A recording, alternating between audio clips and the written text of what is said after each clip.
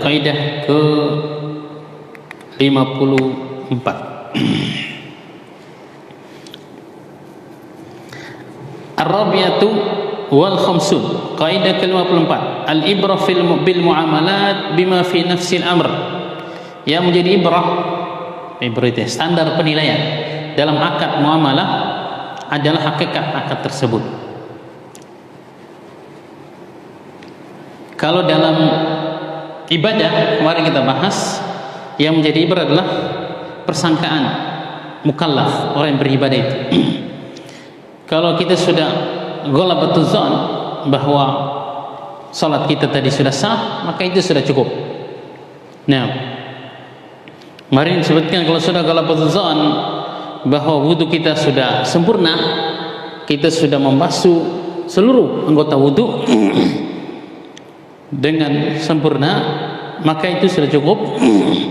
Walaupun mungkin hakikatnya, aslinya ada sebagian yang tidak kena basuhan air misalnya. Itu dalam masalah ibadah. Bu, kata Syekh Utsaimin, wadzannu fil ibadati mu'tabaru. Persangkaan dalam ibadah itu yang dijadikan standar.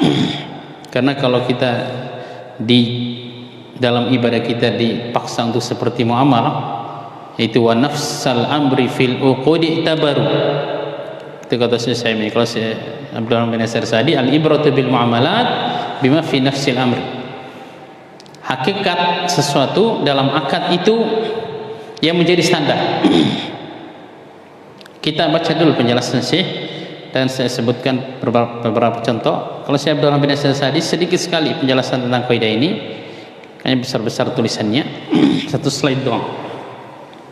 Kata Syekh, wa yadkhulu fi hadha idza tasarrafa fi shay'in yazunnuhu yamliku tasarrufa fihi aw tawkila wa nahwi. Masuk dalam kaidah ini jika seseorang tasarruf pada satu harta misalnya atau milik orang lain, dibangun di atas persangkaan dia bahwa dia berhak untuk tasarruf terhadap harta itu atau dia diwakilkan terhadap harta tersebut. Summa ba'da tasarruf tabayyana annahu la yamliku dzalika tasarruf.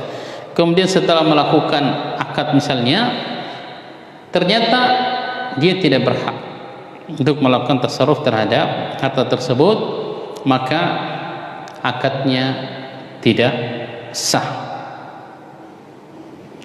Kalau saya misalnya mencontohkan, rajulun ba'a milka Zaidin biduni tawkilin minhu wala wilayatin.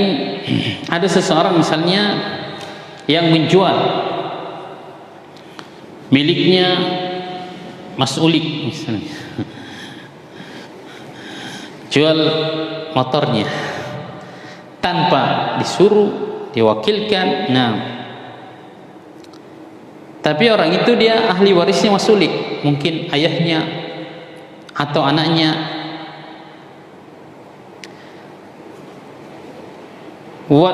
Kemudian wal bai'u waqa'a ba'da mauti. Ternyata akadnya itu terjadi setelah si meninggalnya Mas Ulik katanya, dalam keadaan tidak tahu.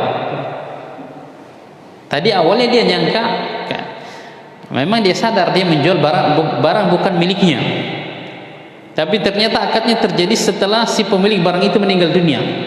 Sedangkan si penjualnya ini ahli warisnya dia salah satunya.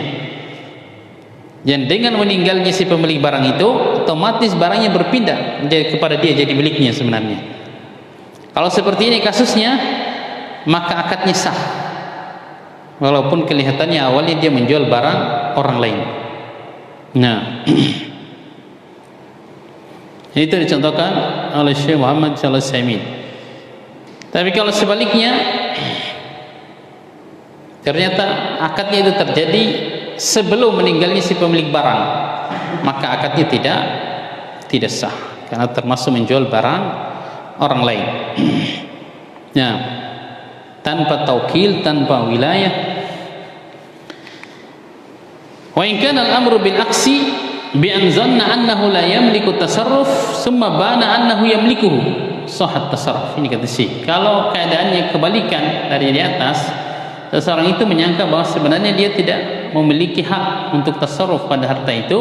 Setelah terjadi akad, jelas ternyata dia berhak, sudah diwakilkan oleh si pemilik barang tanpa sepengetahuan dia, maka akadnya sah, kata Syekh. Li'annal muamalat al-mughallabu fiha ma yadhharu min at-tasarrufat bi khilafil ibadat. Karena muamalah itu, dalam muamalah dia menjadi standar adalah apa yang kelihatan dari tasarruf, bukan berbeda dengan ibadah. Ibadah itu tersebutkan tadi, dia dibangun di atas persangkaan mukallaf. Rajulun ba'a mala li syakhsin, kata saya, misalnya seseorang menjual harta mobil misalnya kepada orang lain. Memang sih ada tulisannya situ, tetangga kita misalnya ditempel di mobilnya, mobil ini dijual gitu. Kita tanpa disuruh pada asalnya menjualkan mobil itu.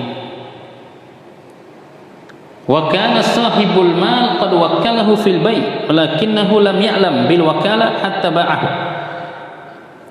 Ternyata kata Syekh Utsaimin, pemilik harta sebenarnya sudah mewakilkan kepada si penjualnya itu, tapi si yang menjualkan barangnya itu tidak tahu hal itu kecuali setelah terjadi jual beli. Sudah deal, baru tahu ternyata si pemilik barang mengizinkan dia untuk menjual barang itu. Maka ini akadnya, wa huna naqul innal bai'a sahih. Kita katakan jual belinya sahih, kata Syekh, li'annahu waqa'a mimman yaqumu maqamal malik wa huwa al-wakil. Karena si penjualnya itu dia menduduki kedudukannya si pemilik harta, karena dia sebagai wakil, telah diwakilkan, walaupun ketika diwakilkan itu si penjualnya tidak tahu. Karena yang menjadi standar adalah hakikat satu akad atau muamalah. Ternyata akadnya dilakukan oleh orang yang berhak untuk melakukan akad itu. Orang yang sah secara syar'i dia melakukan akad terhadap harta tersebut, sehingga akadnya kita katakan sah. Itu beberapa contoh yang disebutkan oleh Syekh Muhammad bin Shalih Al-Utsaimin rahimahullah dalam kitabnya Manzumah Ushul Fiqh wa Qawaid, syarahnya. Ketika mensyarah bait, wa dhanu fil ibadati mu'tabaru wa nafsul amri fil uqudi i'tabaru. Kemudian beliau memberikan catatan dalam ibadah bahwa persangkaan itu kalau tidak jelas sampai si orang yang membangun ibadahnya itu di atas persangkaan sampai mati, nggak tahu dia kalau ternyata salah ibadah yang dia lakukan di atas persangkaan itu. Tapi kalau setelah itu jelas bahwa persangkaannya salah, maka harus diulangi ibadahnya. Lakin idza tabayyana dzannu khata', kata Syekh Utsaimin, akan tetapi jika persangkaan itu jelas keliru, fabri zimmata as-sahih khata', maka bebaskan tanggung jawab dan benarkan kekeliruan itu. Karajulin shallaqu bainal waqti, seperti orang yang salat sebelum masa waktunya, falyu'idi ba'da salata, falyu'idi salata ba'dal waqti, maka hendaknya dia mengulangi salat setelah masuk waktunya. Ini kalau setelah itu jelas baginya ternyata tadi ibadah yang dia lakukan di atas persangkaan keliru. Kalau nggak jelas maka tetap sah apa yang dia lakukan itu.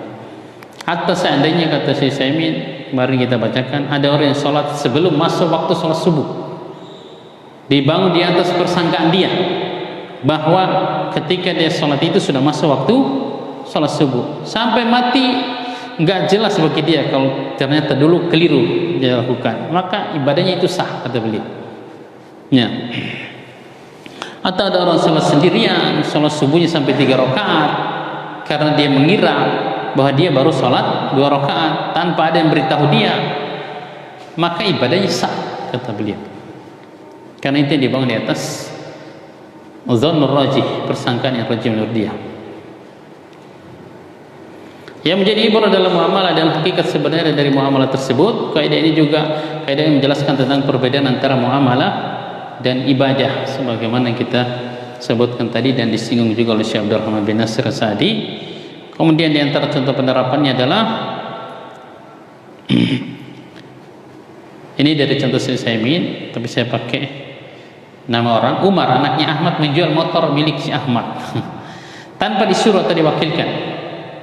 Setelah terjadi akad, ternyata akad tersebut terjadi setelah meninggalnya Ahmad si pemilik, maka akadnya sah karena motor itu berpindah kepada Umar dengan meninggalnya Ahmad, karena Umar sebagai warisannya, ahli warisnya si Ahmad. Berarti Umar menjual barang miliknya ketika terjadi akad, walaupun ketika dia melakukan akad mungkin tuh dia sadar kalau dia menjual barang milik bapaknya tanpa izin.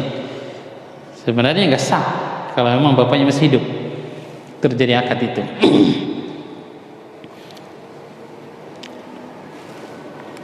Nah, itu penjelasan